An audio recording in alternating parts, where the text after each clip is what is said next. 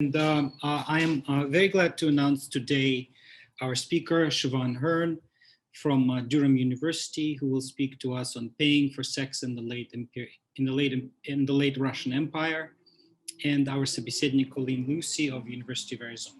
Please, Siobhán. Thank you so much for the introduction, Ilya. I'd also like to thank Sarah so much for the invitation to present at the very last event of the year. That's a big honor. And I'd also like to thank Colleen, who's going to be the собеседник. I'm a huge fan of Colleen's work, so it's a big honor that she's going to be commenting on my paper.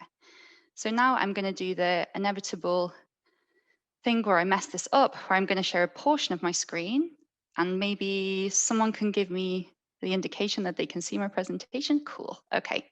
So if I just move everybody up to the top of my screen, I should be able to do this. Okay. So thank you everybody for coming. Just to give you an outline of what I'm going to talk about today, I'm going to begin by talking about the regulation of prostitution in the late Russian Empire before moving on to discuss my approach to the topic and the sort of questions that I wanted to ask in my book. And then finally, I'm going to be looking at chapter 2 of the book, Paying for Sex in the Late Russian Empire, so the theme of today's seminar. So let's get started right away with the regulation of prostitution. So from 1843 until the empire's collapse in 1917, the Tsarist authorities conducted the medical police supervision of prostitution. And this was more commonly known just as supervision, nadzor. The Ministry of Internal Affairs implemented the system across the empire with two stated aims. So the first was safeguarding public health, and the second was protecting morality. Urban centres with adequate financial resources began to establish medical police committees to oversee the registration of women as prostitutes, their medical examination, and the issuance of brothel licenses, all throughout the late 19th century and into the 20th. The scope of this system of regulation expanded rapidly in the late 19th and early 20th centuries. So the number of women working as prostitutes, registered prostitutes in this period, expanded rapidly in tandem with the accelerated industrial and urban development. So just to give you a handful of examples, between 1889 and 1909, the number of registered prostitutes on the empire's police lists increased by over 120% in Livland province, which now comprises northern Latvia and southern Estonia, and by 275% in Minsk province. And as the empire's railway network rapidly expanded and urban populations exploded in size, regulation was brought to towns and cities for the very first time. By the first years of the 20th century, regulation had been introduced in various urban centres across the empire, stretching from Warsaw to Vladivostok, from Yerevan to Arkhangelsk. Now, this system of regulation of prostitution in the Russian Empire was organized in a very similar manner to other international systems of regulation, which were in operation throughout the whole of the 19th century in certain countries, even going into the mid-20th century. Under this system, in order to work legally, women who sold sex were required to follow a long list of rules decided by their local police and approved by the central government. They were required to register their details with the local police and attend bi-weekly gynecological examinations. Once they were registered on the police lists, women swapped their internal passport, this really important document for securing employment and for migration, for a medical ticket. So you can see one of the medical tickets on the slide, and this became a woman's main form of identification, and the results of each of these compulsory medical examinations were supposed to be stamped on the inlay. So you can see here this woman has been stamped as healthy on various dates in 1903. Women who were registered on the police lists also had to abide by a whole host of other restrictions governing their movement, visibility, and behaviour. And under the system, brothel keepers were also required to apply for licenses in order to legally open their establishments, and they also had to abide by a whole host of rules intent on keeping prostitution hidden within urban space. The rules of regulation targeted specifically women who sold sex and brothel keepers, but this system of regulation had a really far-reaching impact on various other groups in late imperial society. For example, brothel madams bickered with urban residents over the visibility and audibility of prostitution within urban space. Poorly paid police agents forged advantageous financial relationships with registered prostitutes and their managers. And as the Russian government became more concerned with rising levels of venereal diseases in the late 19th and early 20th century, the movement and bodies of certain groups of lower class men became subject to state intervention. So that's the regulation of prostitution, but how do I approach this topic in particular? So my book, which was published with Oxford last month, focuses on the regulation of prostitution in the late Russian Empire, and it asks three central questions, which I've listed on the slide here. So number one, how was regulation experienced and resisted by those who interacted with the system in one way or another? Secondly, how did regulation actually function in practice? And finally, how did it vary from place to place across the empire? So in exploring this first question, my book provides a social history of prostitution in the final decades of the Russian Empire. I'm particularly interested in moving away from the perspectives of educated elites or medical experts to examine regulation from the perspectives of those working, using, or just encountering the commercial sex industry on a regular basis. Each chapter of the book focuses on a different group that interacted with regulation. So beginning with women who sold sex, before moving on to examine men who paid for sex, those who managed commercial sex in brothels or other establishments, then the police, and then wider urban communities. So as you can see from the title of the book, my primary subjects are the empire's lower classes. I use this umbrella term to refer to individuals from the non-privileged classes who would have been defined legally as peasants or townspeople under the empire's social estate system. Although lower classes may appear quite archaic, maybe even derogatory at first glance, I disagree, and I feel that it usefully breaks down the simplistic and often inadequate categories of peasants and workers and reflects this fluctuation of social identities in the late imperial period. So Mark Steinberg and Siobhan Frank have really beautifully illustrated how social boundaries, mentalities, and identities were violated and negotiated on the civic stage in the late imperial period amid this rapid urbanization and industrialization. And my use of this term is hugely influenced by both of their perspectives on this issue. Regulation in particular was a system primarily for and overwhelmingly staffed by people from the lower classes. The vast majority of registered prostitutes were either peasants or townswomen, according to surveys, and brothel madams largely followed the same demographic trends. Registered prostitutes' clients did come from across the social spectrum, but the prevalence of cheaper second-class and third-class brothels in major cities suggests that registered prostitutes predominantly served lower-class customers. Medical police patrolmen were so poorly paid that we can assume that their role was predominantly carried out by lower class men. So my book offers a fresh perspective on histories of prostitution because it draws extensively on petitions and letters written by registered prostitutes, their clients, brothel madams, and urban residents to the Tsarist authorities. The Russian Empire itself actually makes a really unique setting for studying the history of prostitution because of the deep-rooted and long-standing traditions of public supplication, which stretch way back to the early imperial period. In the late imperial period, my period of study, writing and submitting a petition to the authorities was an effective method for airing grievances or requesting some form of state intervention. Now, using these petitions to examine how regulation was experienced and resisted allows us to move past the perspectives of elite observers and explore the various creative and often really funny rhetorical strategies employed by lower class people in order to achieve specific ends, and the multitude of ways in which lower class people sought engagement with the Russian imperial state. Petitions written to the authorities by registered prostitutes, their managers, their clients, and wider urban communities also reveal a diversity of interactions with and reactions to the regulation system in this period. Urban residents' reactions to state-licensed brothels ranged from repulsion to indifference. Some madams had close ties to law enforcement, which granted them a degree of flexibility over running their establishments, whereas others wrote to protest against their victimization at the hands of medical police patrolmen who were able to manipulate them, extort money from them, in order to allow them to bend the rules of regulation.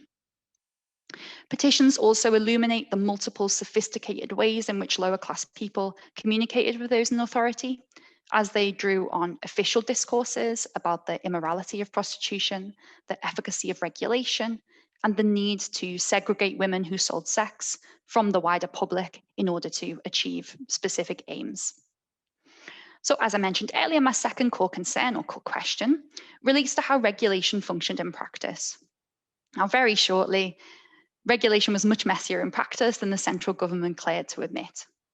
In my book, I argue that regulation was not this state policy enforced from the top down onto a compliant or indifferent population, and registered women weren't objects of state policy who just passively accepted the rules, and instead many really sought to negotiate the rules in order to achieve what they wanted in various ways.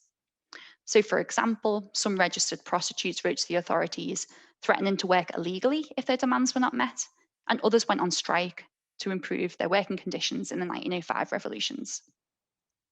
Local authorities were often financially dependent on the dues and bribes of brothel keepers and registered prostitutes, which allowed many of those working in the business of commercial sex to subvert the official aims at spatial segregation. The imperial authorities also really overestimated how far registered prostitutes were excluded from wider sort of respectable lower class urban communities. Landlords and landladies often refused to abide by regulations intent on keeping registered prostitutes separate from the general public, perhaps motivated again by their own indifference or their own financial gain. Also, the empire's chronically understaffed police force just didn't have the resources or even the desire to implement the strict rules of regulation. Police patrolmen also likely regularly paid for sex themselves, or at the very least were heavily dependent on bribes from registered prostitutes and brothel madams to supplement their really low incomes. The imperial authorities also relied heavily on ordinary people to help enforce their ambitious policies, but the evidence suggests that many people were not as invested in the professed medical and moral benefits of regulation as officialdom had hoped. So in short, the perennial theme of Russian imperial history, there was a huge gulf between state ambitions and reality.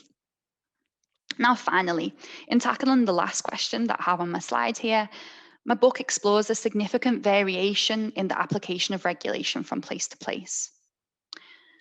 Looking beyond the metropole is essential to understand the application of empire-wide policy, and this is, I think, especially pertinent with regards to the regulation of prostitution. Institutions within the empire, as we know, were molded by the individuals in charge of their operation, and sometimes these men enjoyed significant latitude in the formulation and implementation of policy. Provincial administrators and local police forces were in charge of funding and implementing regulation, so the extent to which they applied the rules really depended very much on local priorities, as well as the social, economic, and even environmental characteristics of a particular place. To examine this really significant variation, my study focuses on regulation in the northwest portion of the empire.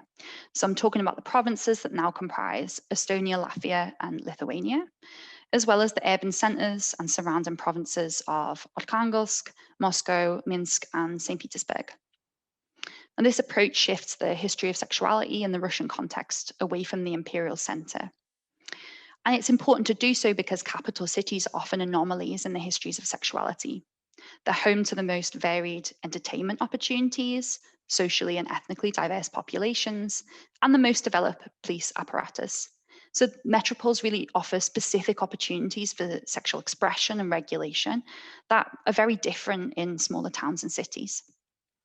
Examining prostitution in the various urban peripheries of empire reveals how approaches to policing prostitution, as well as the relationship between subject and state, hinged on the social, economic, and environmental characteristics of a particular place, as well as the priorities of provincial governments.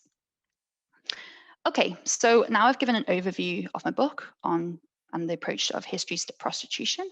I'm going to move on now to focus more directly on the theme of today's seminar, which is paying for sex in the late Russian Empire. So as the title would suggest, I'm going to be focusing on men who paid for sex, also refer to them as clients. Full disclosure, I don't know if any of the guys on the image ever paid for sex, but given that they were sailors, it's likely that they may have done it at some point in their lives.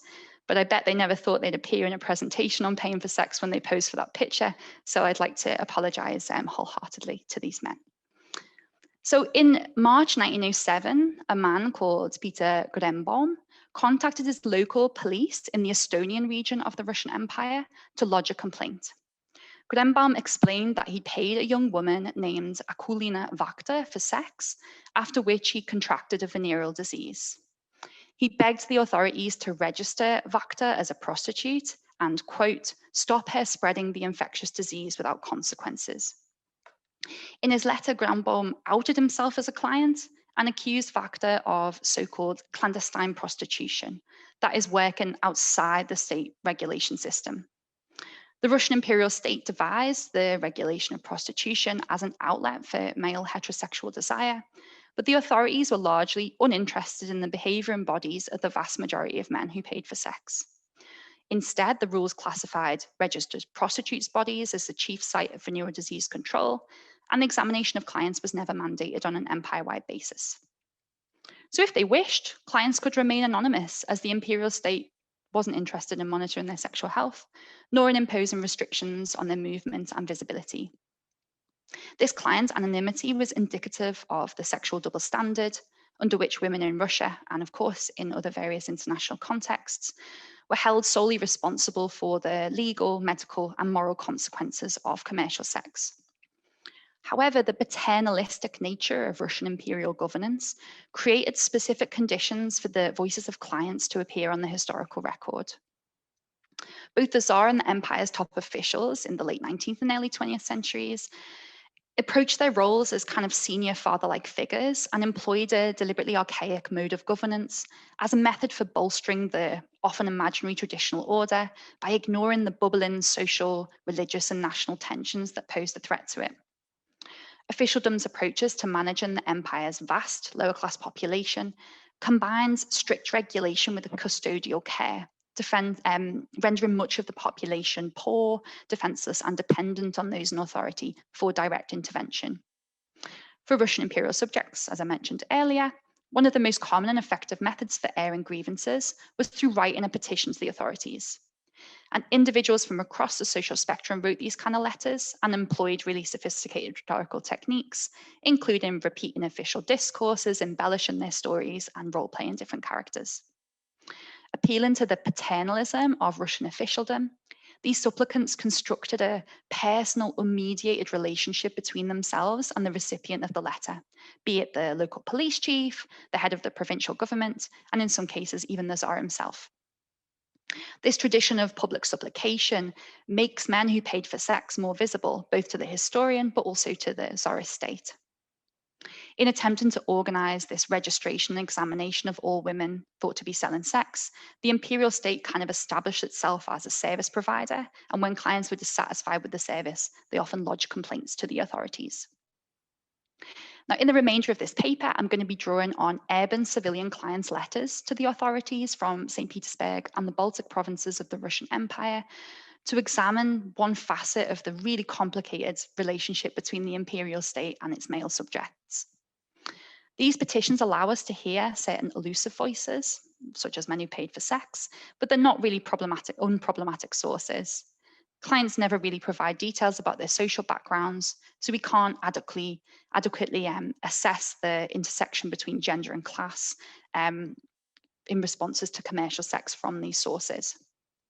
Also, as Daniel Field and many, many others have noted, the vast majority of lower class people could not or chose not to correspond with the Tsarist authorities, and these are lost to us as historians, leaving us with these dossiers, not inferences or generalizations that can be drawn.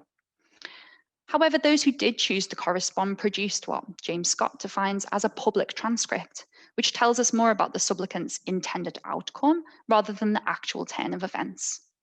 Of course, these documents can never tell us the full story, but they do illuminate the sophisticated ways in which lower class people communicated with those in authority and their engagement with discourses on gender, morality, sexuality, and modernity that were all in circulation across Europe and North America in this period.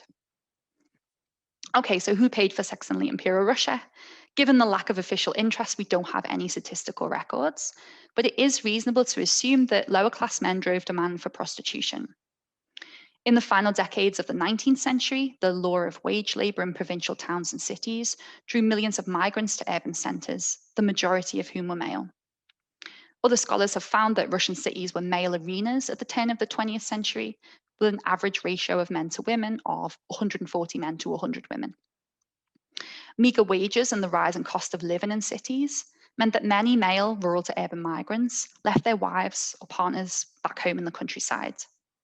If couples did migrate together, the extortionate cost of rents and the contrasting geographies of male and female labour forced many to live apart.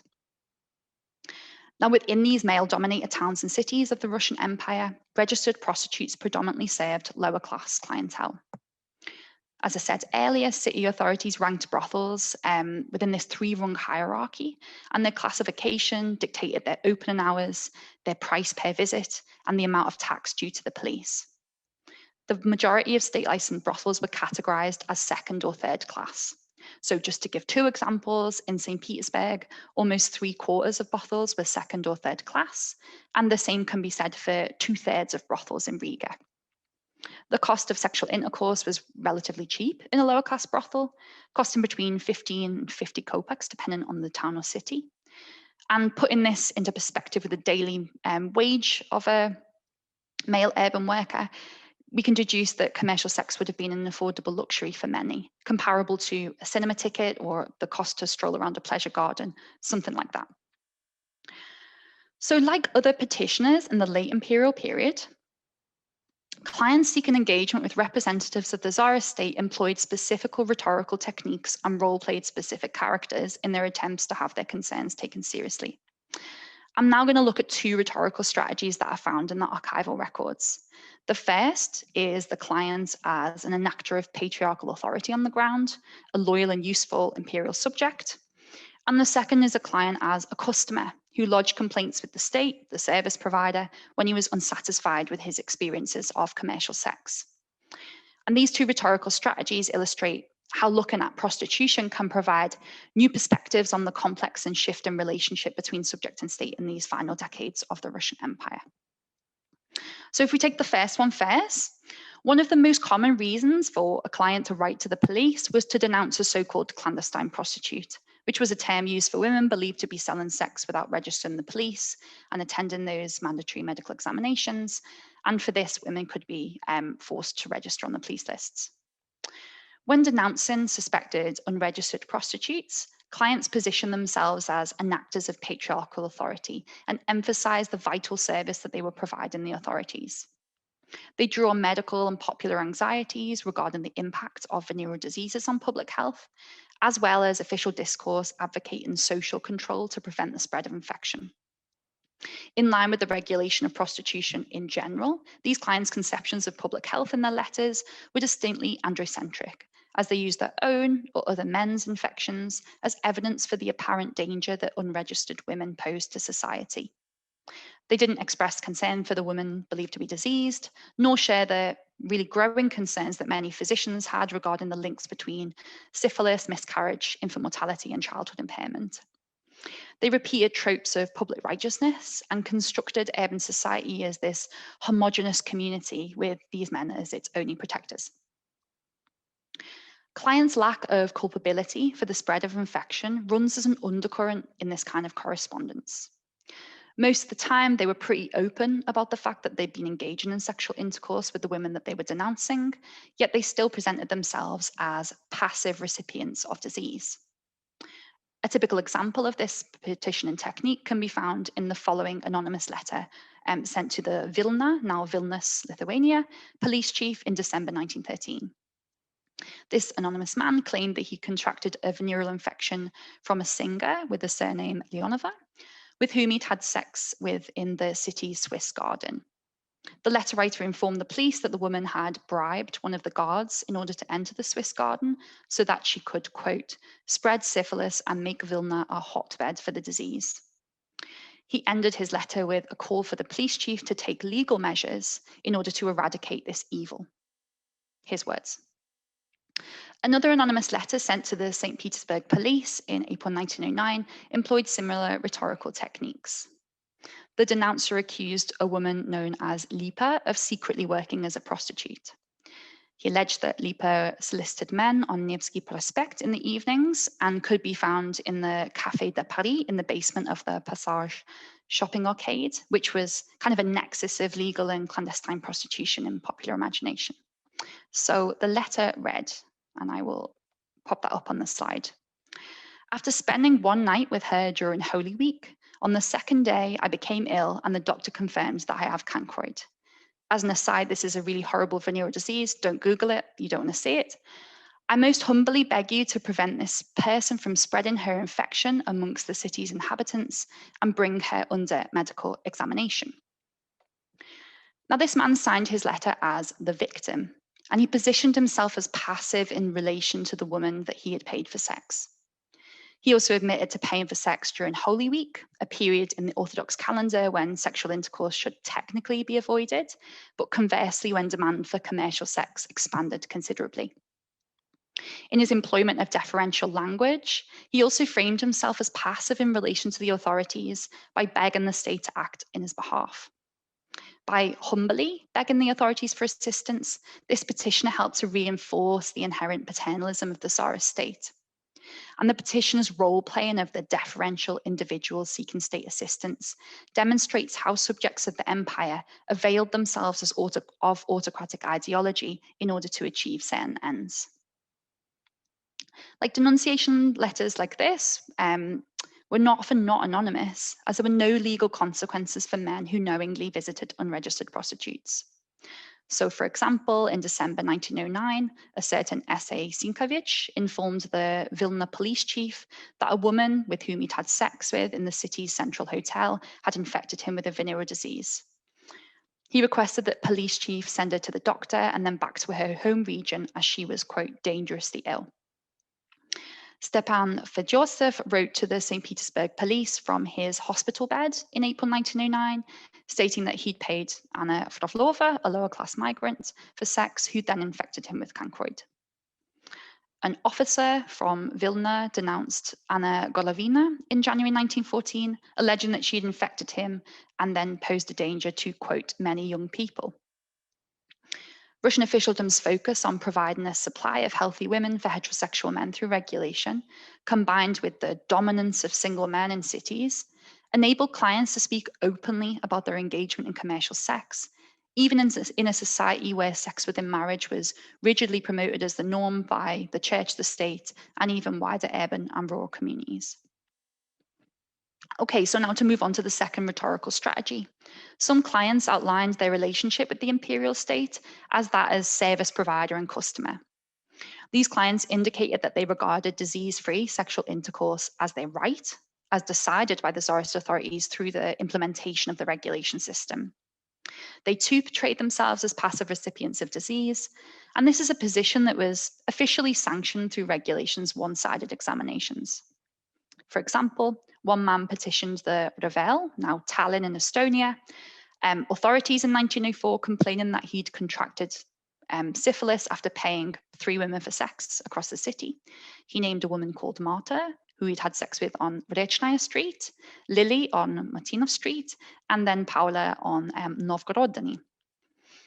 Begging the authorities to act for the good of his and wider public health, he ended his letter with a desperate plea, and I quote from it here. Life is terrible and many people have died from this. Even though this guy was very likely spreading his infection by continuing to pay women for sex, the authorities focused on finding the women responsible and imposing medical police surveillance upon them. Russian officialdom attempted to sanitize sex by ensuring that women who were registered on the police list attended bi-weekly medical examinations. Yet, as this letter indicates, they generally ignored the infectious potential of most of the men who paid for sex.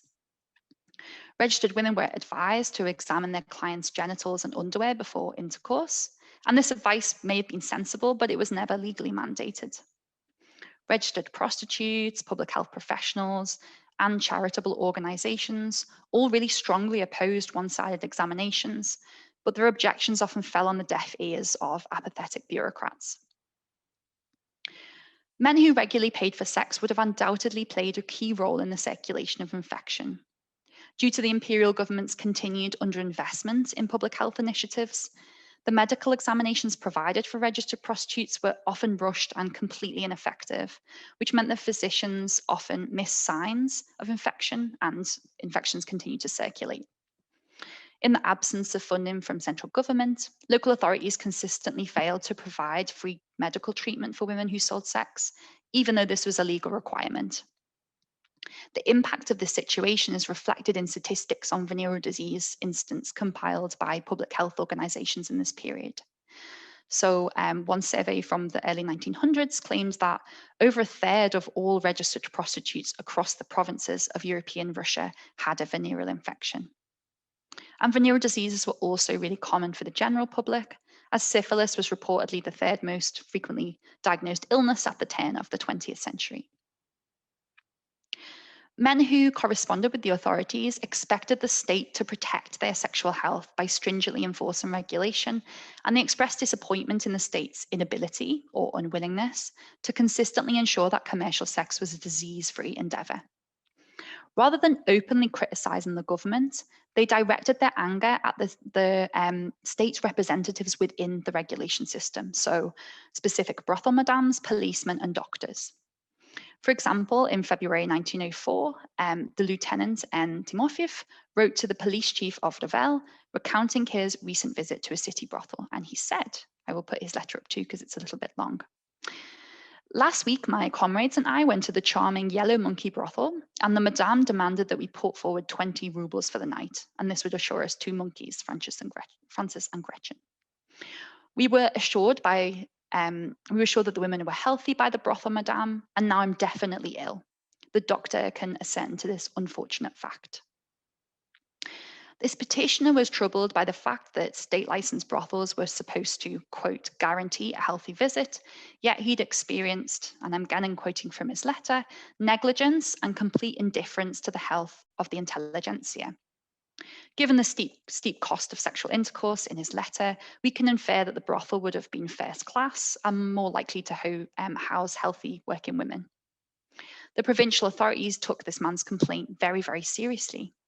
Following the petition, Estland Province's medical board went on to investigate the madam in question to ensure that registered prostitutes at the Yellow Monkey were in fact examined twice weekly in line with the rules of regulation. Really eager to continue deflecting responsibility away from the client, the police chief of the city also accused the doctor who had examined the women working at the brothel of negligence.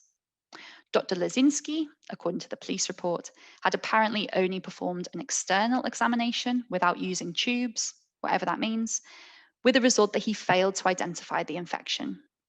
A senior physician at the local hospital provided a detailed explanation of the examinations, in which he branded the accusations of negligence offensive to doctors, and as a result of the police chief's complete ignorance about the epidemiology of venereal diseases. State-licensed brothels in Revel again became the focus of clients' anger and disappointment in 1907. So in late January, a man who signed the letter D. Constantin wrote to the Revel authorities after contracting syphilis in one of the city's brothels. And he wrote, "It is my duty to inform you that in the brothel Victoria, one woman, Millie, in room number 13, suffers from syphilis. The city doctor knows about this, but the joker does nothing to treat her. Her whole mouth is rotting, and her doctor is Dr. Schabel." After receiving this letter, the Revel authorities pestered Dr. Schabel for a response. When he finally replied on the 5th of February, he stated that he had never examined a woman named Millie and that the only infection recorded at the Victoria brothel was a woman whose surname was Peterson, whose ulcers were categorically not syphilitic. In a similar case, a man wrote to the Vilna police chief to complain about the police doctor who was in charge of examining women in brothels in the city. The doctor was legally obliged to examine all brothel workers 8 times a month, but the letter writer claimed that he only carried out 1 inspection per fortnight. Apparently, he and many of his comrades had become infected as a result of this negligence. Again, the case was taken very seriously, and the city's medical police committee requested reports from both the police chief and his doctors in charge of the examinations in order to resolve this matter. As you can see from these cases, the authorities' response to these letters was to trust the client and immediately investigate the medical authorities, which illustrates this wider tension between medical professionals and the Tsarist bureaucracy in this period. Public health was at the core of regulation, but law enforcement agents, rather than clinical specialists, were in charge of drafting and implementing policy, which meant that the authorities regularly questioned doctors' authority and expertise and ignored their requests for additional funding and improved facilities.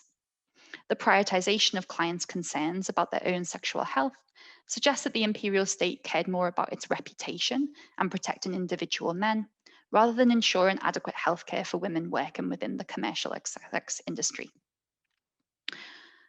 So as I noted earlier, the vast majority of men buying sex in the city were of little interest to the Tsarist authorities. That being said, it would be inaccurate to suggest that the imperial authorities completely discounted the infectious potential of male bodies.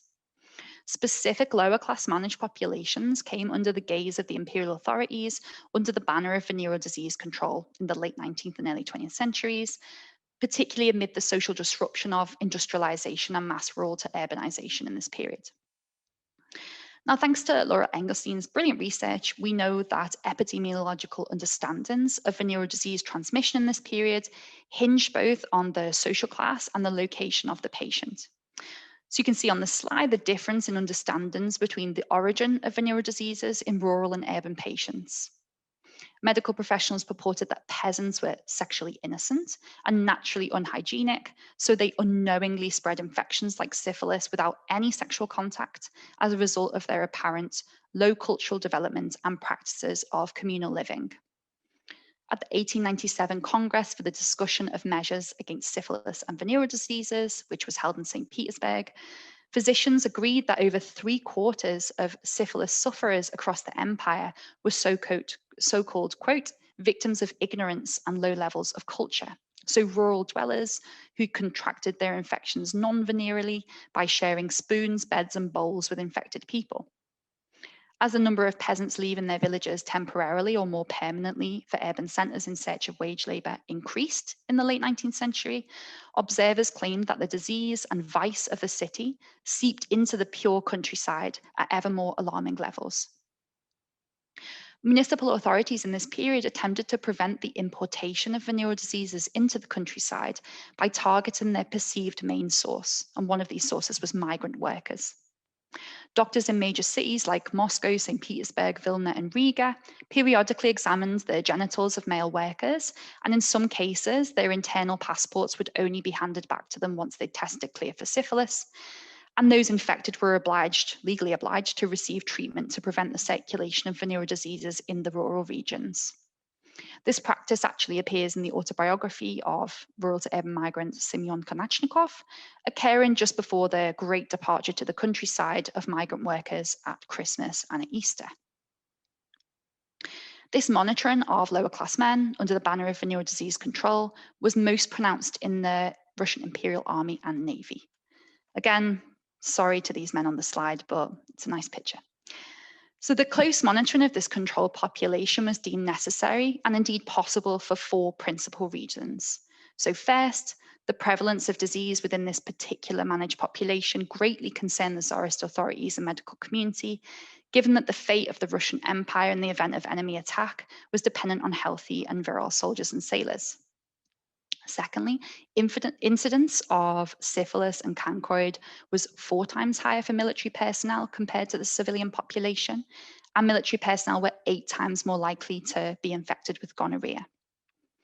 Thirdly, the imperial authorities and many members of the medical profession regarded military personnel as one of the chief spreaders of venereal infection, if not the chief.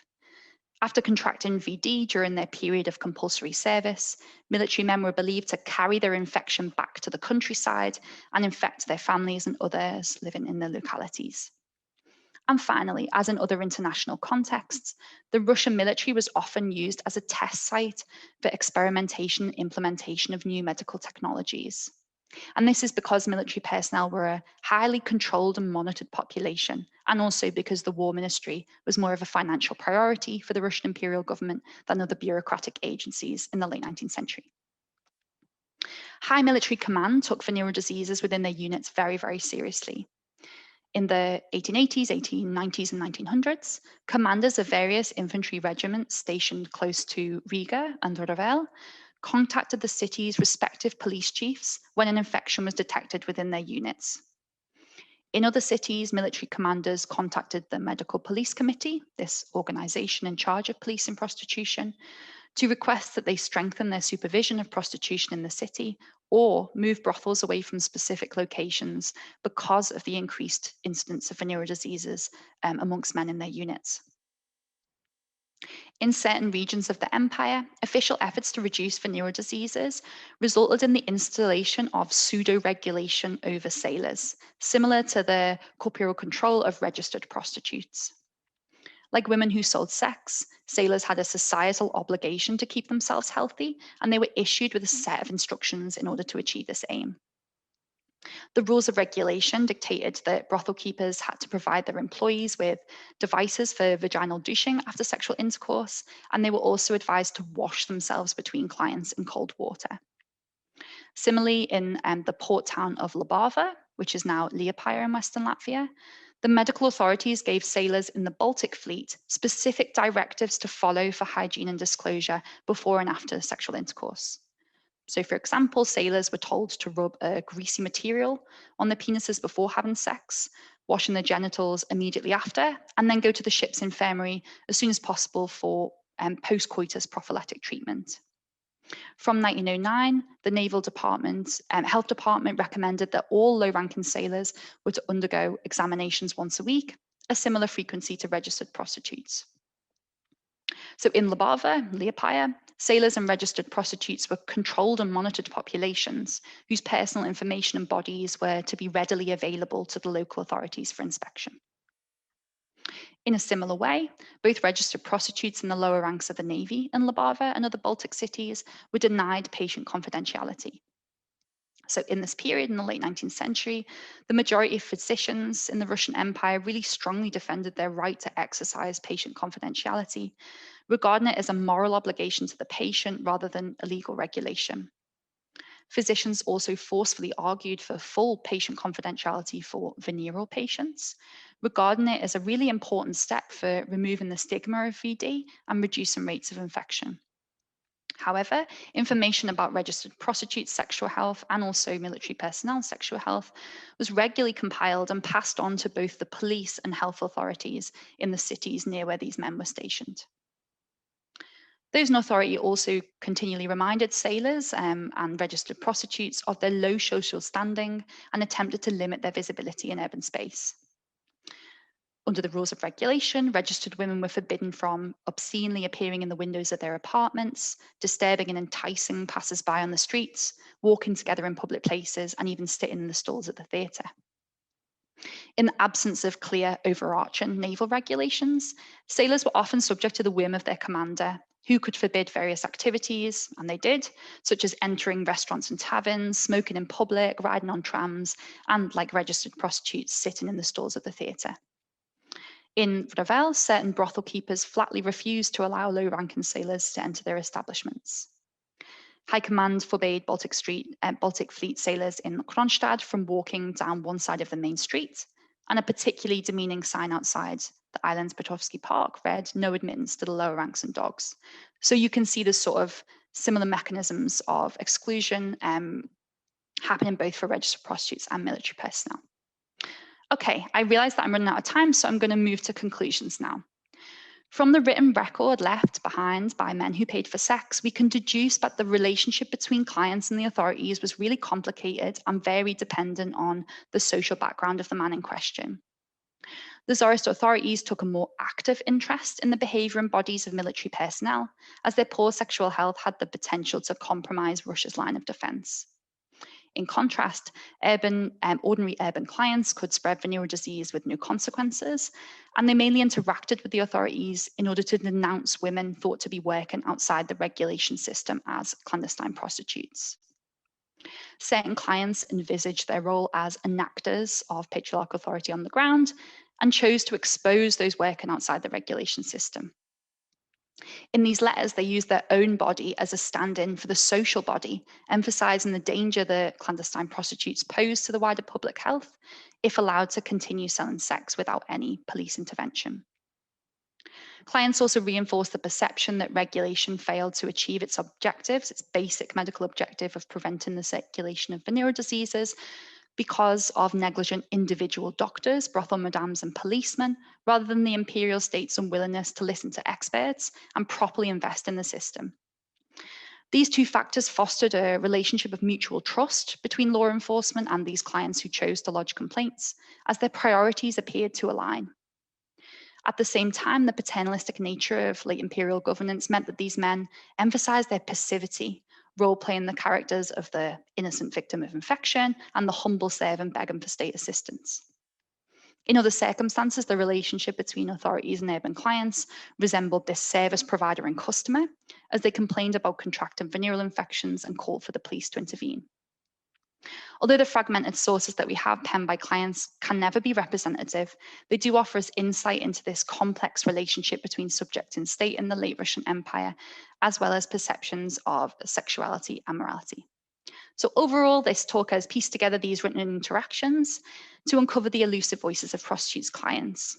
This inclusion of a bottom-up approach for the examination of clients allows us to shift focus away from the dominant discourses of the state and medical professionals and interrogate these everyday experiences of the regulation system. And I'll leave it there. Thank you very much, everybody, for listening.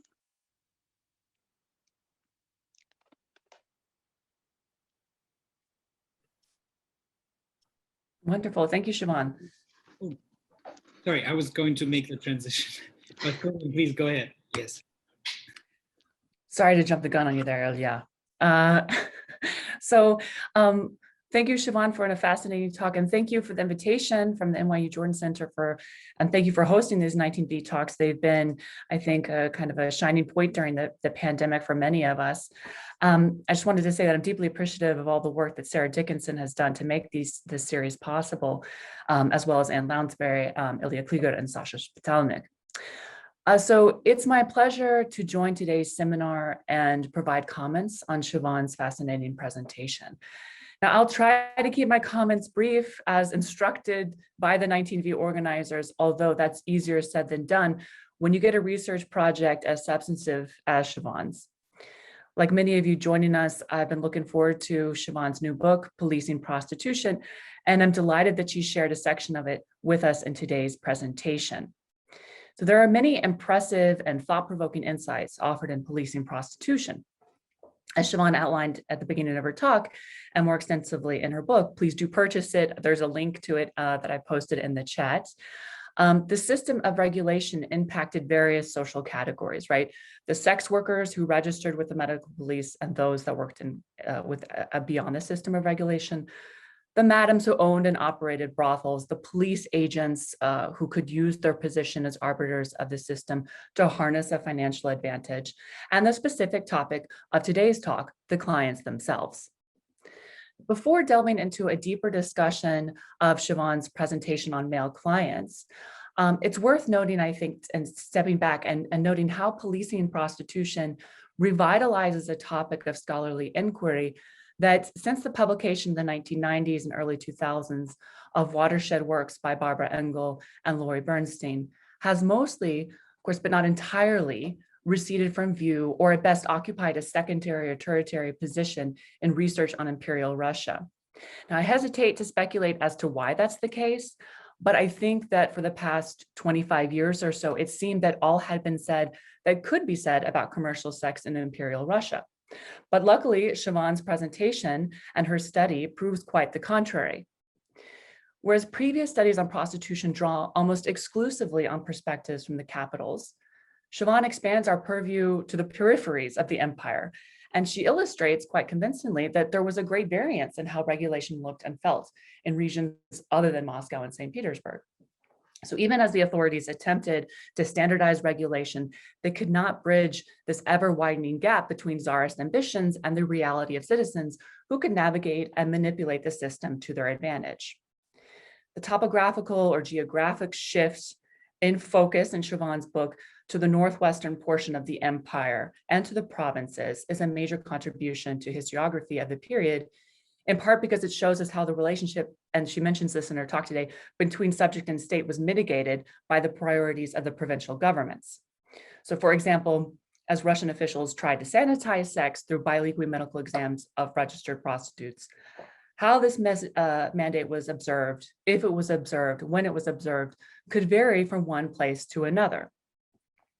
A shift in geographic focus is paralleled in Siobhan's study by turning away from the educated elites and the medical experts, the traditional subjects and histories of prostitution in Russia, as well as in other countries, particularly France and Germany. Here we have a shift to those members of the lower classes who, as Siobhan points out, lived and experienced the commercial sex industry firsthand. At one point in her book, she makes the powerful point that previous studies emphasize the segregation of prostitutes from the urban milieu. But registered prostitutes lived in apartment buildings with other lower class citizens. Their neighbors were their social equals, if not their clients, right? So instead of studying the concocted paradigms created and promoted by the intelligentsia about sex workers, Siobhan offers us the perspective of those on the ground by drawing on petitions, this form of public supplication, prashenia заявления, of registered prostitutes, clients, madams, and urban residents. Now, a major takeaway I see from Siobhan's work and her presentation today is that the impulse among the cultural elite to romanticize sex workers and infantilize them by insisting that they need male salvation or intervention, usually through the offering of marriage. Please see the dominant trend in poetry and prose, evidence in Gogol's work, Poetry by Nekrasov, although somewhat parodied and complicated by Dostoevsky and then satirized by Chekhov. This dominant trend doesn't factor into the petitions that Siobhan analyzes whatsoever. And this important difference between cultural elite and the lived experience of those in the commercial sex industry tells us something vital about the chasm between these categories of late imperial Russians and how they thought about transgressive female bodies and how to control them. Along those lines, the major trend that I do see to demonize the women and their bodies as sexually tainted, socially dangerous. Here, I think that there's a direct influence of, or Tarnovsky and the school of followers of Lombroso in Russia does kind of factor into the petition writing at the very least, if not the petition writers knowingly doing it, that it's in the air somewhat. And so the clients are drawing upon the state's tacit promise to provide healthy, sexually available women for servicing the needs of its male population. So the petitions of male clients, very interesting. They're in turn plaintive, they're indignant, they're bombastic, they're moralistic, but they all share this common reliance on paternal oversight to buttress this argument for state intervention. And I would underscore that while drawing upon different rhetorical devices, and Siobhan uses these in their book, texts, petitions, ego documents, these are all drawing upon paternal oversight as a necessity to police sexually transgressive women, even in the case of lower class women may not be sex workers, but these petitions and these denouncements could be used to police them.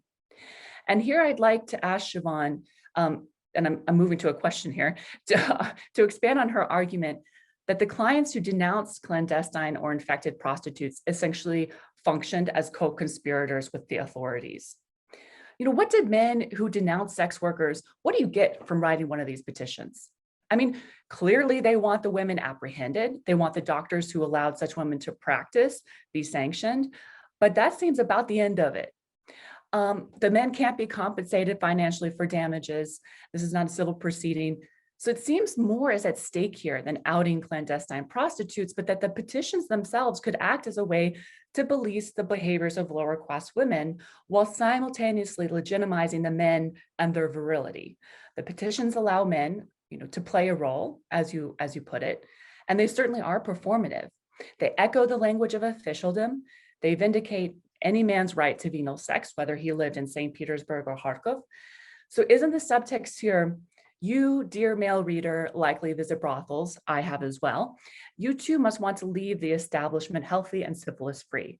So is this not what we are entitled to as male citizens of the empire? Is this not part of the social contract? So in this sense, I think that your study shows us how helped construct masculinity in late Imperial Russia. Because women, we were reminded by French theorists and feminists thought that women circulate among men as the basic form of economy. And here I'm paraphrasing Gail Rubin. And to return to this economic metaphor that you convincingly use, the economic transaction that you discuss, how does being a co-conspirator solidify a man's social standing, which is a critical part of constructing masculinity? Now, the second part of this question is, if you wish, and it's not the topic of today's talk, but like selfishly, I'd be curious to hear how this provider-client relationship that you discuss compares or contrasts through the big managers of sexual commerce, madams. So women, as you remind us in your book, dominated the management of prostitution. And for that, they garnered serious ire from all categories of social populations. So how would you categorize the relationship between manager and client? So manager here being the madam. Was it equally complex to that of provider clients as the one you have outlined, or something different? So if you want to compare these two models that you've established. Now, the final question for Siobhan has to do with something that I thought was so fascinating and unexpected, and that is the medicalization of lower class populations and the overlap between the pathology and control of sailors and sex workers. So I was struck by what you have shown us, how similar the positions of sailors are and registered prostitutes are vis-a-vis the Tsarist bureaucracy. Both have their bodies policed and subject to state control.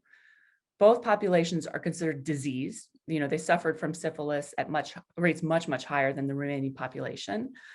And neither population necessarily had a right to confidentiality. Certainly, registered prostitutes had no right. And as you point out, the pseudo-regulation of sailors mirrored the state's system of regulating prostitutes. Could you discuss the medical treatment of both populations? So how trying to control syphilis worked or didn't work within these two populations? How did the prophylactic measures for both groups compare? So to summarize, 3 questions or nodes of discussion. What are the petitions? So the first, what do these petitions tell us about the construction of masculinity in late Imperial Russia? And second, how does this service provider-client relationship compare to that of the madam, the manager-client? You're welcome to discuss this. I know it's not the topic of today's presentation, but can't help but ask. And third, the prophylactic measures for these 2 categories of dangerous populations, sailors and sex workers.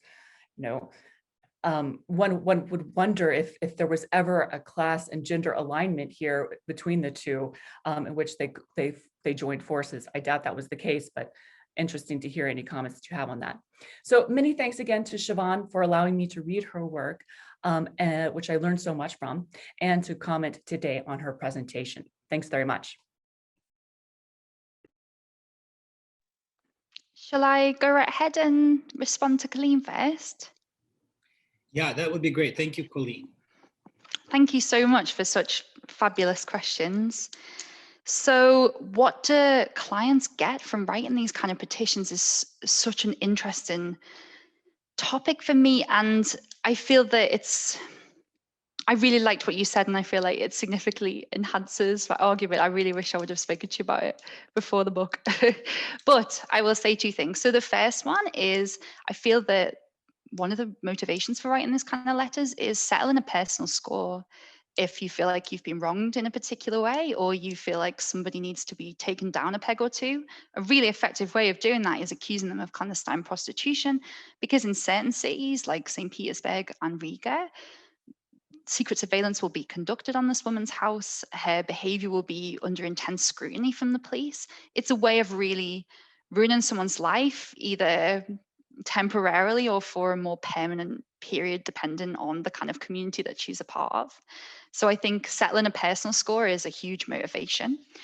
I really do think that when petitioners are writing these kind of letters, they're constructing this homogenous male world from which women are completely excluded as subjects, and if you want, even citizens of the Russian Empire.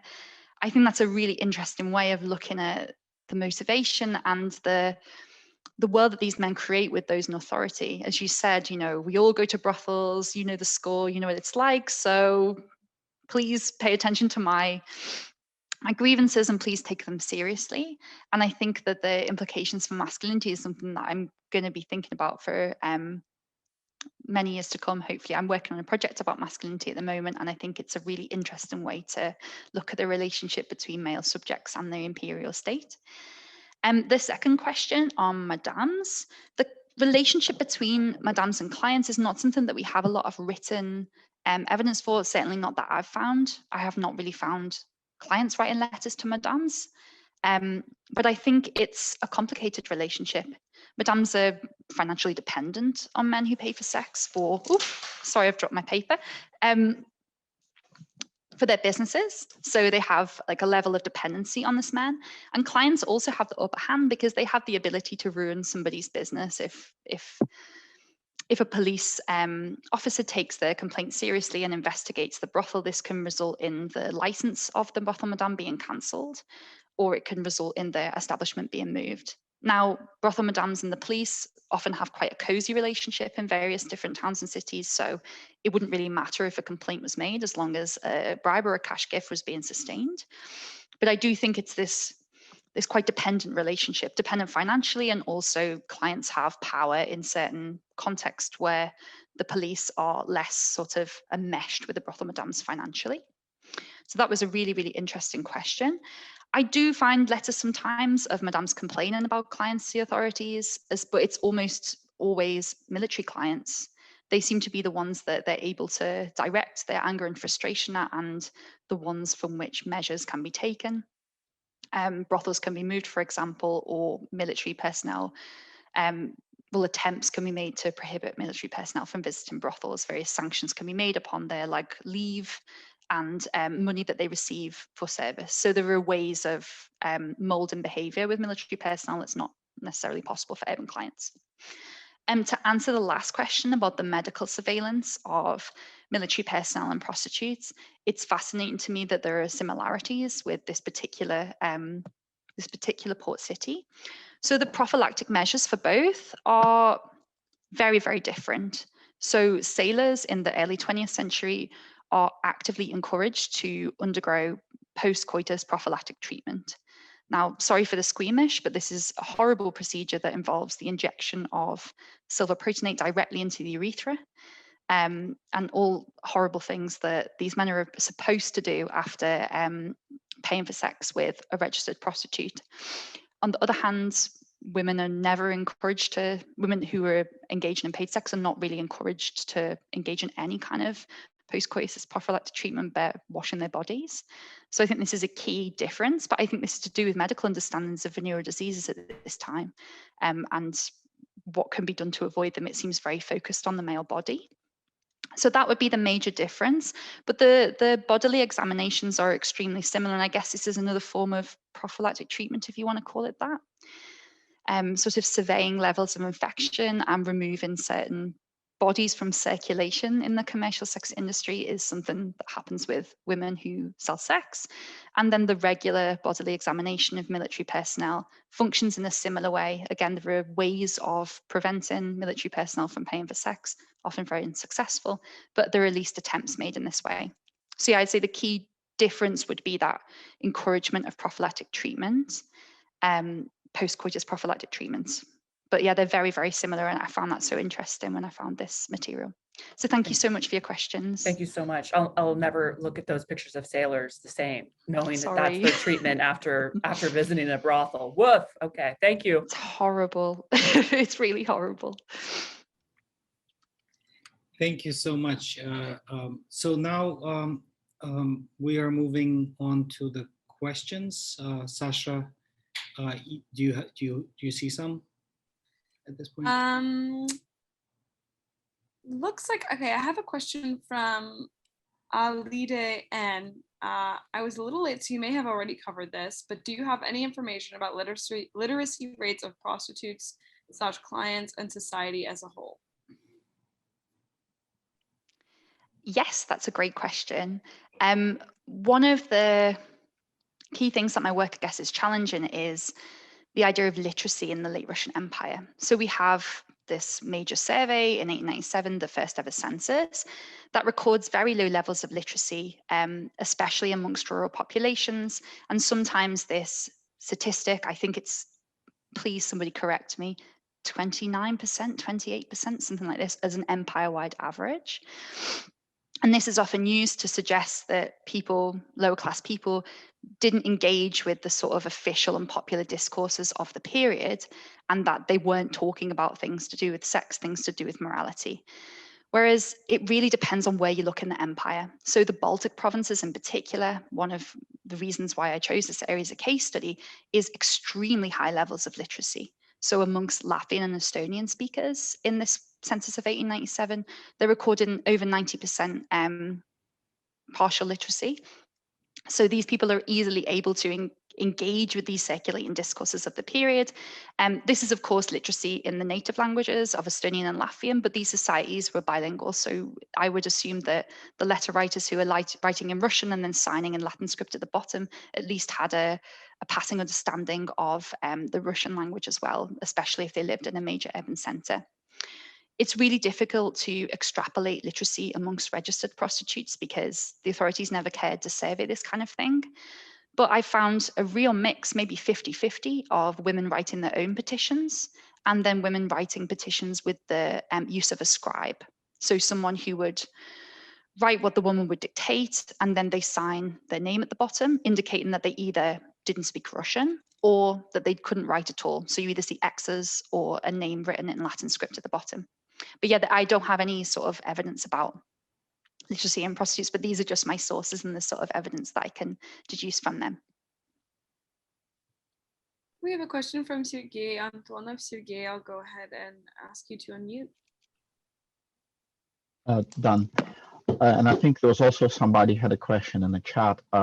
Thank you, Siobhan, very much for this presentation, and I'm really, really looking forward to reading the book.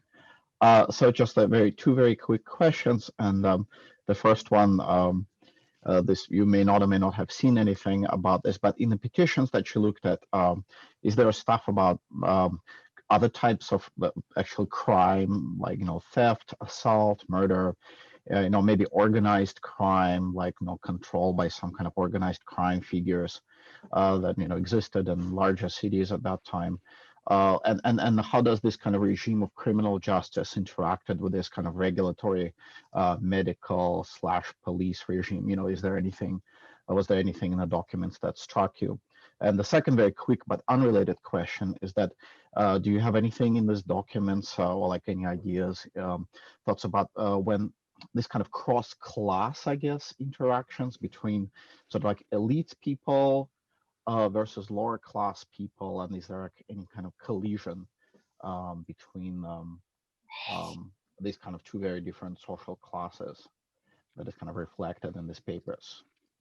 Like, do elite people write petitions, or do lower class people complain about sort of elite individuals and so on?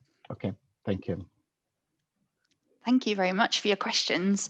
So in the question about crime, I haven't actually found much in the petitions where you see a denunciation of clandestine prostitution coupled with also a discussion of an individual's involvement in criminal activity. So not in the petitions, but certainly in the police reports. This is something that comes up time and time again, especially directed towards specific ethnic groups. So the St. Petersburg police chief in the late 1890s writes this massive report about Polish people in the city and how they're all involved in organized crime and they're all involved in clandestine prostitution. And this is somehow used as evidence for the poor morality of Poles in general. But then when you read the document against the sort of official and look beyond that official language, you see that the main problem seems to be that Poles are actually renting properties on some of the more fashionable streets of the city, and this is the most concerning thing. So in like the police penned documents, yeah, but not necessarily in the petitions, which is interesting in itself. To answer the second question about cross-class interactions, I have one major example that I could use for that would be that people from the sort of upper classes, people from the elites often write petitions to support a woman's request to be deregistered from the police lists. So the examples that I found, you'll often see a petition by a woman who claims that she's been registered unfairly because she's not involved in prostitution. And she replicates a lot of these discourses about how she's a moral woman and an honest woman, not a debauched prostitute. The police have made a mistake. And then you'll see a letter often from her employer. These women were predominantly domestic servants, and they will write in support of the woman and talk about what a hard worker she is and how moral she is. And also they take ownership over the petitioning individual and say that they will safeguard her morality on behalf of the police and wider society. So they also play in this supervisory role and either replicate in the discourses about lower class people's need for sort of custodial supervision, or maybe they believe these themselves. We can't ever know, but that would be the main example where I see that cross-class interaction. I don't really see it in the other documents. That would be the main example.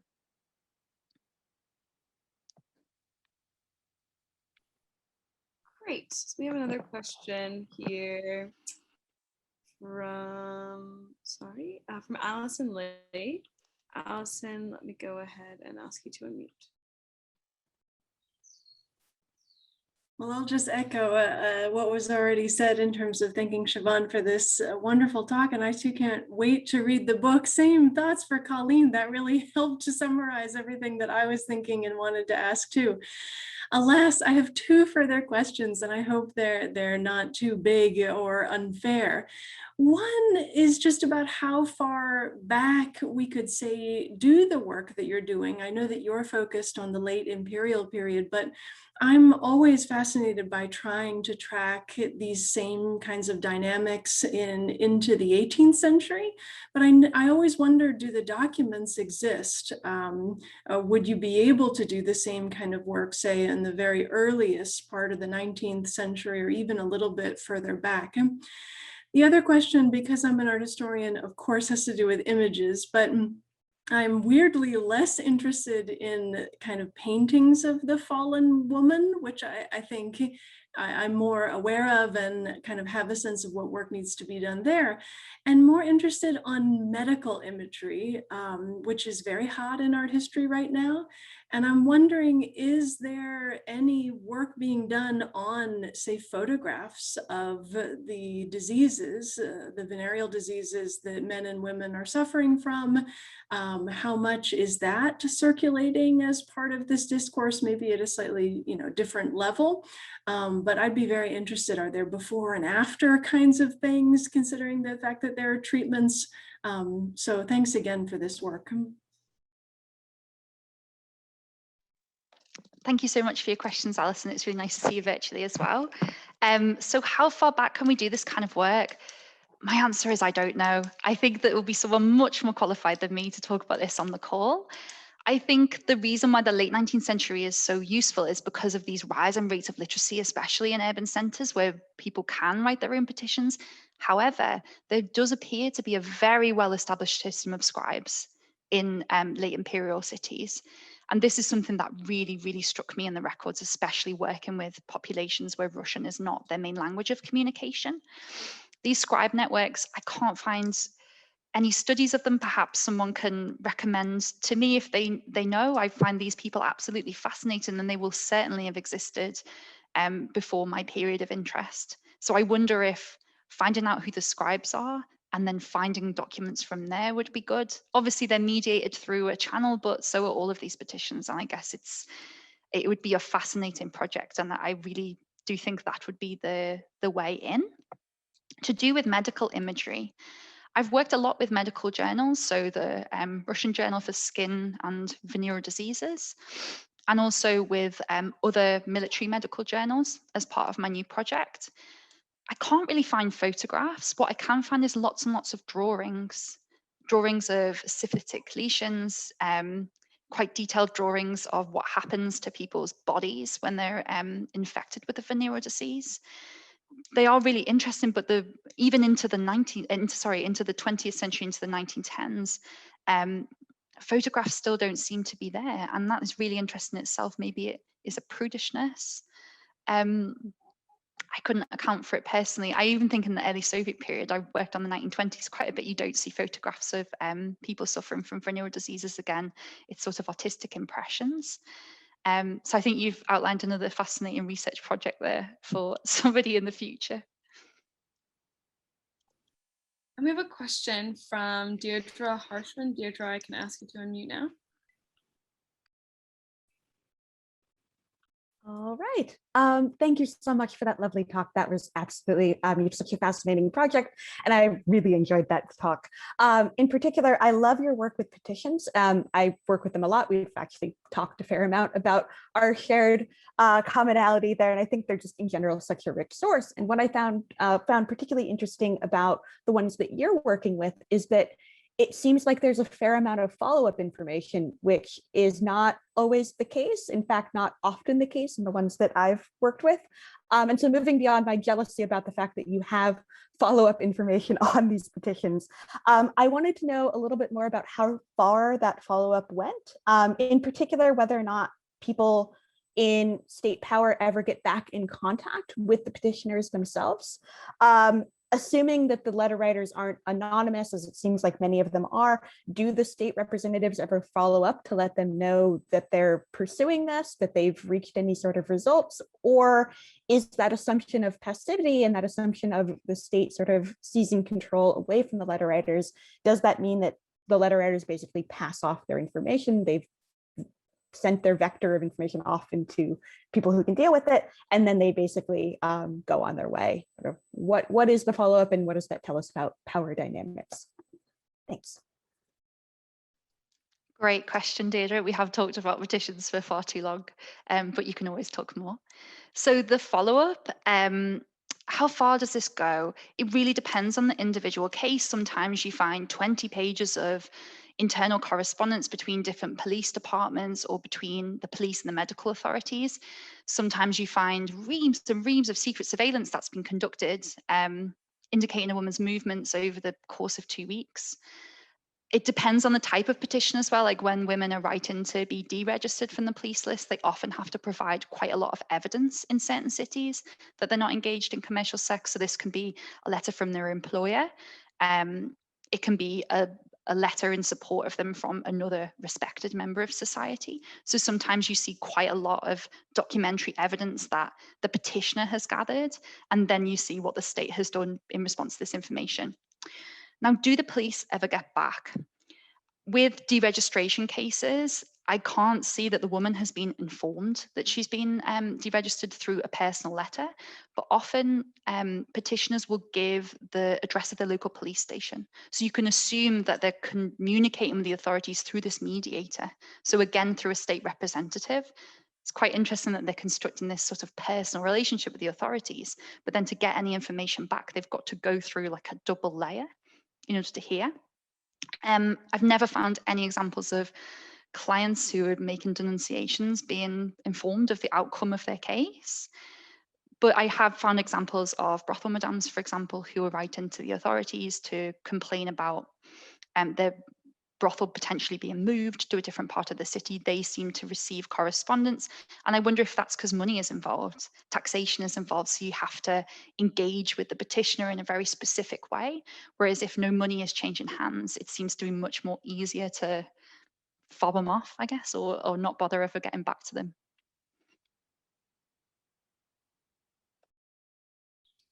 And we have a question from Christine Rowan. Christine, I will ask you to unmute.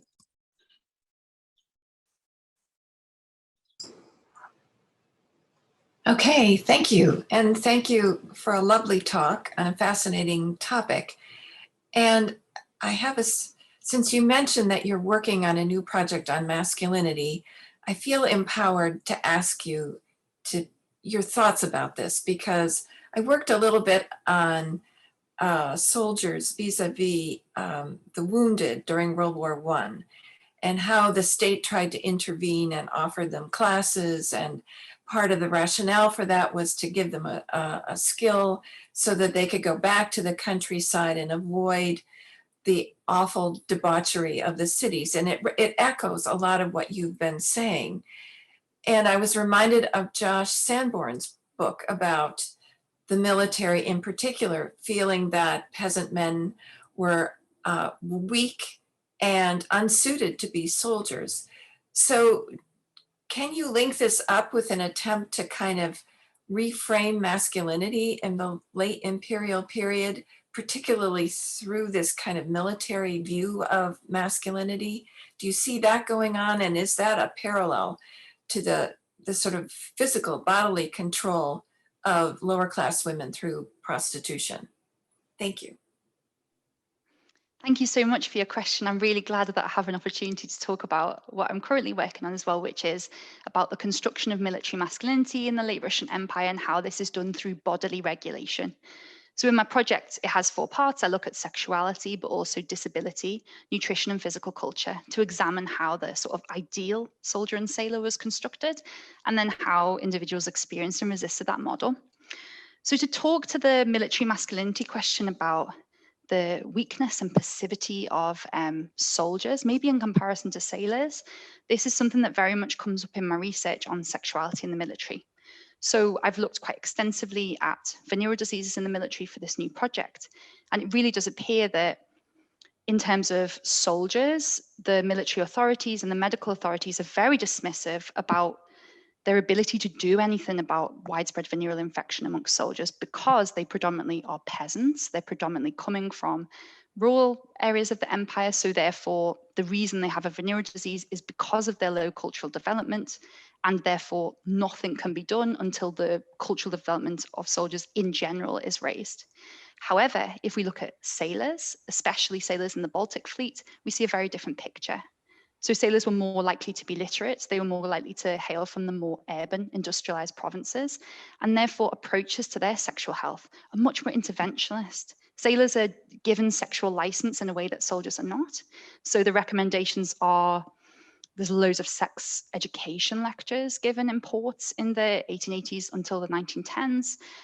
Sex education texts are compiled for sailors, all of which tell them never to have sex ever. Abstinence is the message of the day. They also attempt to distribute prophylactic packages, which are kind of like rudimentary condoms and other lotions that you can rub on yourself to apparently stop a venereal disease. But you do see this split between the army and the navy, and I think it has to do with this epidemiological understanding and also constructions of masculinity in the military. Sailors are deemed much more masculine, much more active, whereas soldiers, on the other hand, are deemed much more passive, and I think it has to do with that social composition in the army and navy. I don't know if that's answered your question about masculinity in general, but that was just an observation from the new project that relates to sexuality. Thank you. We have a question from Sophia Sanchez. Hi, I have a multi-level question. First, are there records of licensed prostitutes leaving one brothel for another, such as the cancellation or creation of a contract? And if so, are reasons given for the change? Second, if a brothel was shut down due to complaints of venereal disease, would there be a record of the shutdown and reasons for it? If yes to both, can any conclusions be drawn about the agency of the prostitutes to strike against the brothel madame, in this case leaving one brothel for another in response to unsafe working conditions? And then one other question, also from Sophia. Male clients had some recourse of lodging a complaint to government officials. Was there a similar process available to military men to regain some bodily agency from the commanders and military government in regards to the post-coitus cleansing practices? Great questions, thank you very much. Frustratingly no to the first 2 questions. The registered prostitutes don't sign employment contracts with brothel madams, as far as I can see, except in specific cities for specific reasons. So just to give one brief example, in the city of Vilnius and in Warsaw in the early 20th century, the authorities decide that they need to take measures to make it more easy for women working in the commercial sex industry to leave if they see fit. So brothel madams could actually take quite a substantial portion of their employees' wages, up to 75%. But the police in these 2 cities decided that they needed brothel keepers to take a very small portion of that 75% and deposit it in a savings account for each woman working in their establishment. And then if they wanted to leave, the women could apply to the police to withdraw this money. And it was like seen as a way of being able to start a new life away from the commercial sex industry.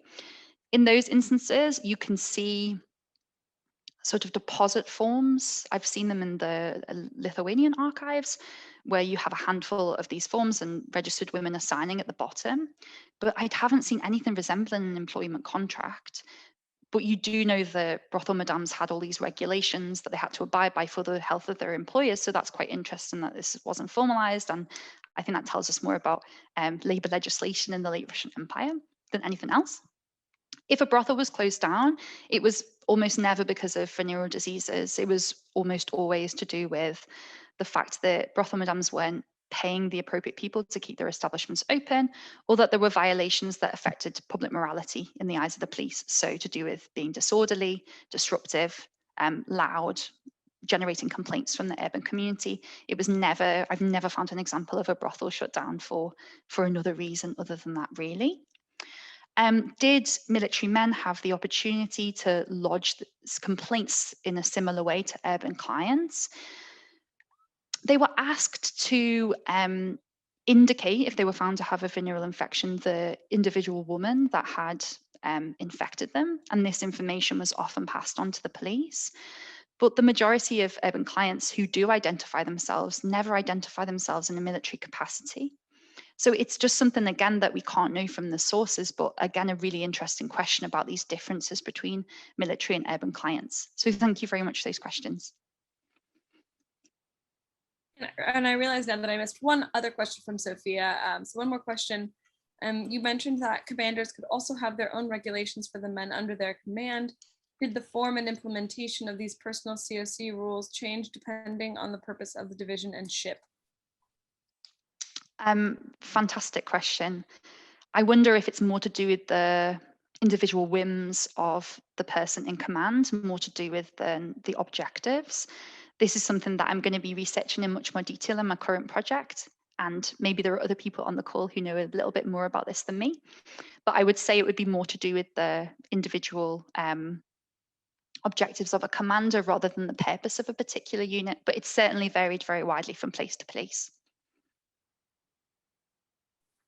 And we have a question from Sarah Dickinson. Sarah, you can go ahead and unmute yourself.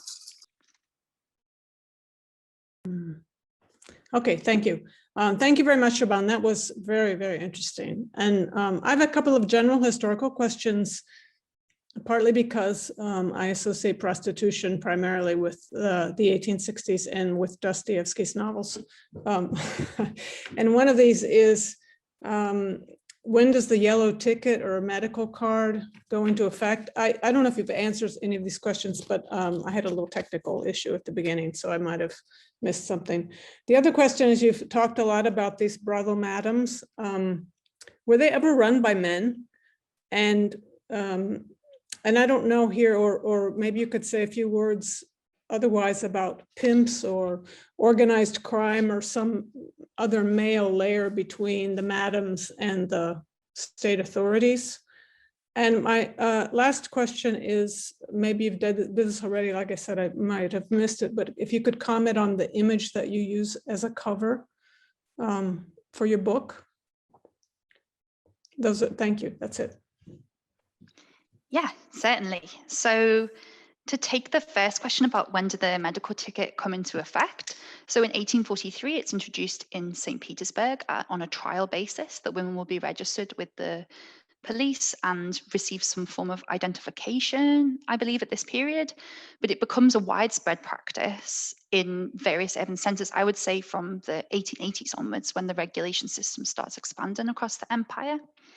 It's also interesting that you say yellow ticket, because in all of my research, I've only ever found one that was actually yellow, and it was in Arkhangelsk. I've never found another one, and I've seen hundreds of them now. So it's interesting. I wonder why the yellow ticket is so, it's such a common phrase that we use, and I think it has to do with Dostoevsky, obviously. Maybe he saw a yellow one, and then this has become the sort of shorthand that we use. In 1909, photographs have to be included on medical tickets for the first time. This is to stop women sending their friends in for their medical examinations in order to avoid being prevented from working if they were found to have venereal disease.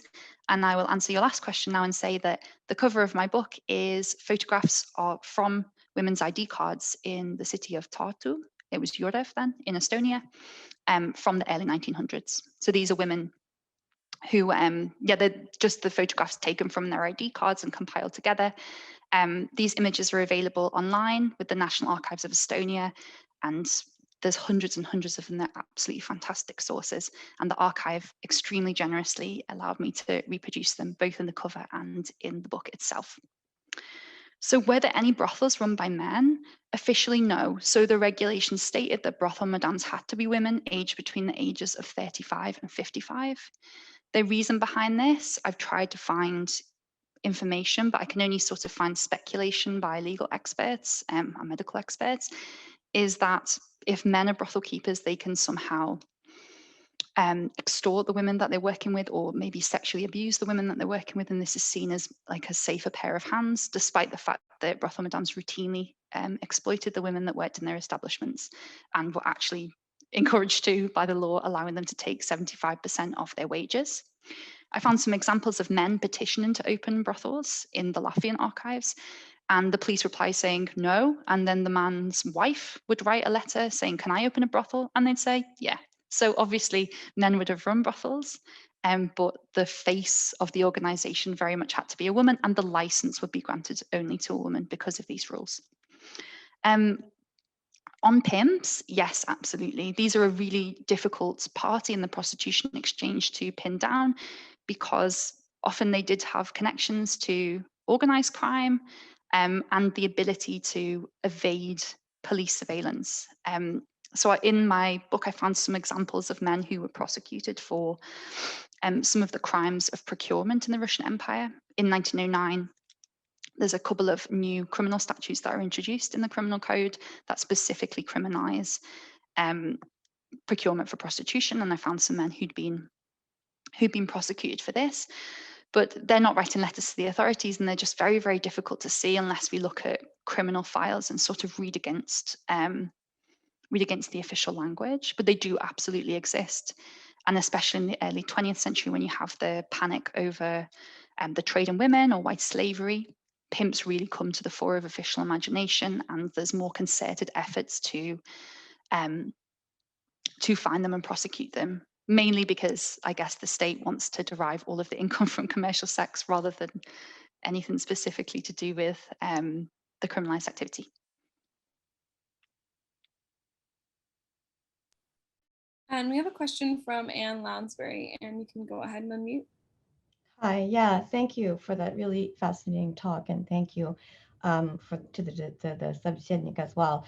Two questions, one very general. The first, somewhat more specific, is after a woman has been deregistered, is that information still available, or could she conceivably kind of pass as a person who'd never been a prostitute? And then my second question is extremely general, and that is about the kind of discourses surrounding prostitution in Russia, because as Sarah Dickinson was saying before, I know much more about the discourse than I do about the reality, because the discourse was so front and center in the literary tradition.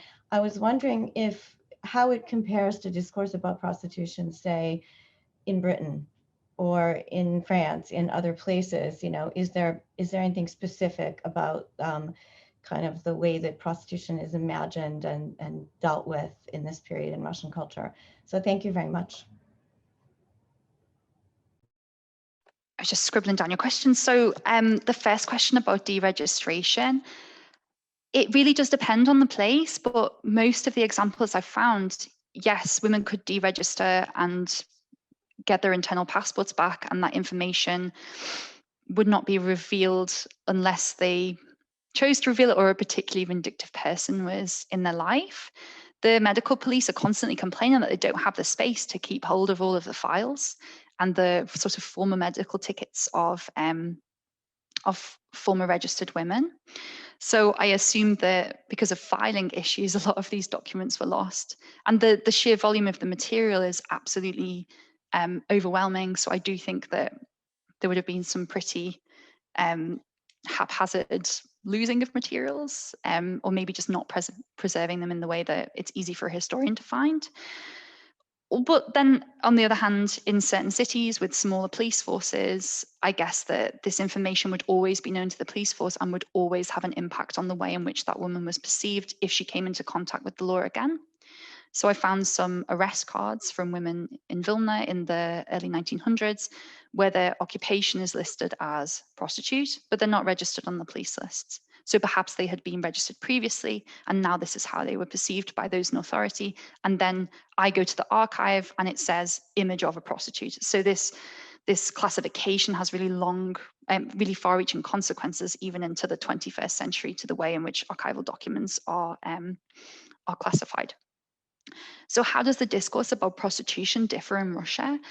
It's very much in tune with the sort of circulating discourses about prostitution in this period. And one of the major themes here is abolition of regulation. This is a really major cause concerning feminists and philanthropists, jurists, medical people across the European continent and North America as well, and South America too, in the late 19th and early 20th centuries. And Russians absolutely participate in this discourse. They go to conferences dedicated to tackling white slavery or the trade in women. They exchange information with different feminist organizations across Europe.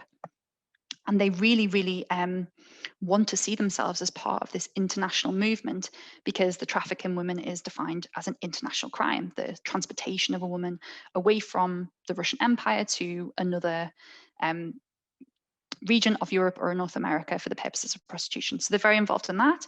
But the way in which this differs in the Russian context is definitions of white slavery or the trade in women across Europe and North America do generally mean the transportation of a woman away from her home region for the purpose of prostitution. Whereas in the Russian context, it's conflated with all forms of prostitution and specifically with brothel work. So it becomes that you could not possibly consent to engaging in prostitution. And yeah, this is the sort of key difference, I would say, with Russian feminists, and perhaps there's other international examples that we can draw upon. But I think it's to do with the fact that the major Russian feminist organizations in this period are comprised almost exclusively of elite and aristocratic women. And the sort of distance between them and the women that they're aiming to help or alleviate the situation sort of means that you get this really rigid abolitionist discourse around abolishing all forms of prostitution.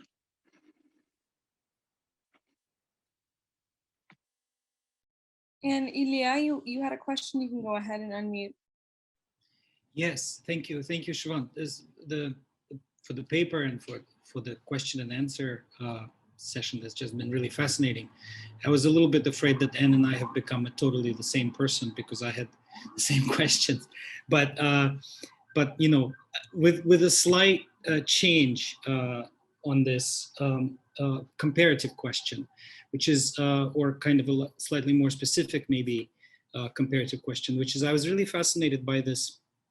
One of the roles that the petitioners assigned to themselves was sort of policing women on behalf of the state in a way. And I was wondering if, and this maybe is an unfair question, but if one were to find these petitions elsewhere in England and France, would we find similar rhetoric? Would we find a similar kind of, similar roles that men would assume in these contexts? That's a really great question. And I think a comparative project is way overdue for these kind of considerations. I mean, I'll take the case of Britain because that's the context that I would feel most comfortable speaking about. I don't know. I feel that the autocracy and the ideology of autocracy really does construct this relationship where the subject is passive. And Russian imperial subjects didn't have the same avenues for raising complaints that you would find in Britain in the late 19th and early 20th century, for example, especially to do with I mean, labor organization or sort of organizing around any kind of issue is much more difficult in the case of the Russian Empire, viewed with much more suspicion by the authorities. So I think even if we look at abolitionism, for example, and the way that evolves in Britain, which is around this society, the Ladies Association for Abolition of Prostitution opposes the British equivalent, the Contagious Diseases Acts in the 1860s and 1880s, and they're able to have audiences with members of parliament. They're able to really push their elected representatives to do something about this, and the Contagious Diseases Act are repealed in the 1880s because of their activism. Whereas Russian feminists are pushing for the repeal of regulation for decades. They're only allowed to form officially a society in the early 1900s, and they have much less political clout. So I wonder if, I've gone a bit off on a tangent there, but I'm just thinking about the different context of, I guess, Britain and Imperial Russia. And I wonder if you would see petitions of a similar nature in a country where there's other avenues for this kind of civic engagement that aren't just based around humbly begging the authorities for assistance, if that makes sense. And I think our last question from Anna Berman. Anna, I'm going to ask you to unmute. Okay, thank you so much. This was so interesting. My question, I don't know if you'll be able to answer, but I was thinking about the yellow pass comment and the fact that I can't think of anyone aside from Sonia Marmeladova who had a yellow pass, and that maybe it's all about Dostoevsky, which made me think the other text for me, the go-to about prostitutes, was Krestovsky's Petersburg Slums, which is almost the same year, I think it's 66. And everybody, so many people read it. And I'm wondering, are these accurate? I don't know if you've read that one, but it's got a huge, it has a whole ethnographic section on prisons, and then it has a whole section about like how brothels work. And I have no idea if it's true. I took it to be totally ethnographic because I assumed, since he called the other section an essay on whatever, that it was, but I'm curious how the literature actually lines up with the real. That's a fascinating question. And maybe I can ask Colleen to give some opinions on this, because she's going to know way more than me. If I speak to Dostoevsky, because that's what I read more recently, I think a lot of it is to do with the moral standpoint of the author. And I think that is often what comes forefront for me when I'm reading texts about prostitution. I'm thinking about Resurrection as well, by Tolstoy, and this sort of moral mediations on prostitution and what it means for Russia, and it being used as a metaphor, I think is so interesting. But actually, can we ask Colleen to answer that question about the reality, because she's going to know way more and it'll be much more interesting. Pass it off. Yeah, Krestovsky's Petersburg Slums. It's such an interesting text, Anna, for the reasons that you point out. And I think that the section that I can speak most to is the section on madams, where he outlines that the madams can physically abuse. This is kind of confirmed by what Siobhan has presented today, and also what is in her book, that madams could take up to 75% of their workers' wages, that madams physically abuse their employees, that there's a lot of graft happening between the local authorities and the madams as business owners to keep their brothels afloat. But I also, in this question and then in Siobhan's talk, it made me wonder about how specific that is to St. Petersburg. That Siobhan is pointing us to other areas of the empire in which working as a madam might have been different than in St. Petersburg. So ethnographic, certainly, and Krestovsky is also like using these deeply kind of tropes of the period to emphasize the purview of madams to be completely abusive. But I think that he's drawing, he did some research to produce this work. So, and he visited brothels. So ethnographic, but with a tint of authenticity. It's made me think about Kuprin Yama and how this is set in sort of an unnamed southern city, but also very much mediates on the exploitation of brothel workers by their madams. And I think that we do see that as a reality in archival documents, but what my book's trying to do is show that there's a multitude of interactions between brothel workers and their managers. And this is one part of the story, but there's also many other stories that we can we can find if we look in late imperial brothels through archival documents. But yeah, I think it would vary much from place to place. But thank you, Colleen, for doing that one for me. That was very helpful. Yeah, I think that's all we have. Wonderful. Well, then the only thing is left is to thank Siobhan and Colleen and all of you who participated, and to suggest that we see each other soon again. Thank you. Thank you Thank you so much for coming, Thank you. everybody. Thank you.